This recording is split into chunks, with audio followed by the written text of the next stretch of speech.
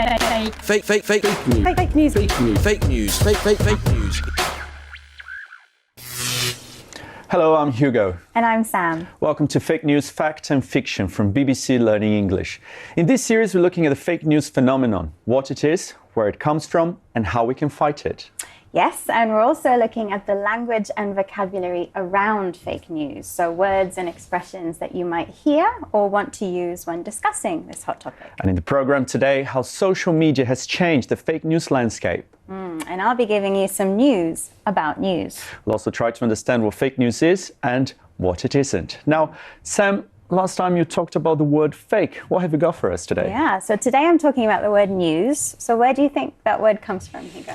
It may be an acronym, like the first letters from north, east, west, and south, like the points of the compass. Very good. That's a good guess, and you're not alone in thinking that, but let's find out if you're right. Here's something I recorded earlier. News, news, news. News is all around me. Wherever you get yours from, where does the word itself come from? Is it an acronym for North, East, West, and South? No. Does it stand for notable events, weather, and sports? Nope again. Does it simply mean things that are new? Yes. It comes from the late 1300s from the French word nouvelle. News is simply new information about something that has happened. It's unusual in English because the word new is an adjective, but news is not an adjective. It's a noun, an uncountable noun. And even though it has an S, it's singular. So news is good or bad. We have several expressions in English using the word news. For example, no news is good news, which basically means if you haven't heard anything, there are no problems. That's news to me. I didn't know that. Breaking news, new news, something very important that has recently happened. And if you break the news, you are the person who passes the news on. But if you do break the news, make sure it's not fake news.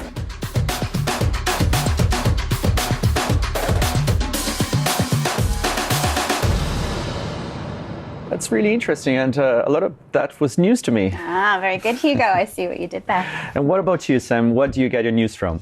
Honestly, truly, I mostly get it from the BBC News app. That goes without saying. Obviously. Yeah. I also get my news from the BBC, but I find it really important to get news from different sources because you can always get different voices and different takes on what is happening. So we know about the word fake and the word news. Put them together and you get fake news. But what does it actually mean? Here's the BBC's media editor, Amal Rajan. Fake news is lies and propaganda told for a political or commercial purpose which deploys digital technology, social media, new networks to go viral, to reach around the world and influence millions of people very, very quickly. So fake news is information that isn't true, and the reason might be political or commercial, to change opinion or make money. Yes, so I'd like to talk about one of the words that Amal used, the word propaganda. So this comes up a lot when talking about this topic. And let's just check that we know what it means before we move forward. So propaganda is a noun, and it describes information which is put out for political reasons, to get support for a political party or a political cause. And it's designed to promote a particular agenda, so to persuade people to think a particular way or make people support a particular policy.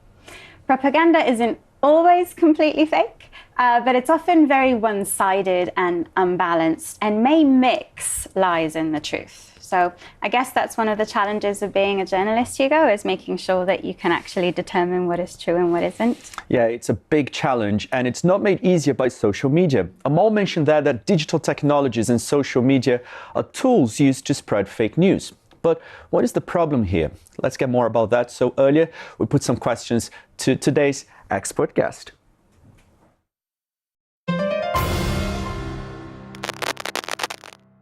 Hi, my name is Samantha Bradshaw. I'm a researcher at the Oxford Internet Institute, and I study how disinformation affects democracy. Fake news has been around for as long as we've had the printing press, so there's nothing necessarily new about fake news. The ways in which digital technologies can enhance the spread and the precision of these kinds of stories is something that is new. So fake news on social media can spread much more quickly and to many more people because the flow of information is very free compared to in the past where we had journalists, editors, TV channels controlling the flow of information and what would or would not get published. Today, anybody with a keyboard can essentially be a publisher. Lots of interesting stuff there. Yes, so the first thing I noticed is that she used the word disinformation. And that is often used to describe kinds of fake news or false information that is deliberately published and spread. She also made the point that fake news, as we know, is not new, but it's always been around. But with social media and the digital world, it's allowed to spread further and faster and without it being controlled by traditional broadcasters and publishers.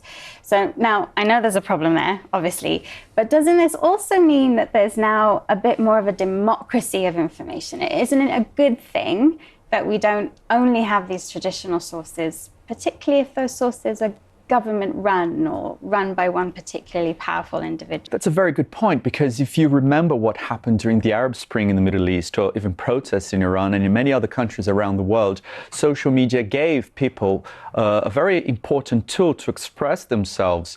And, well, basically, journalists got to know what was happening because of that.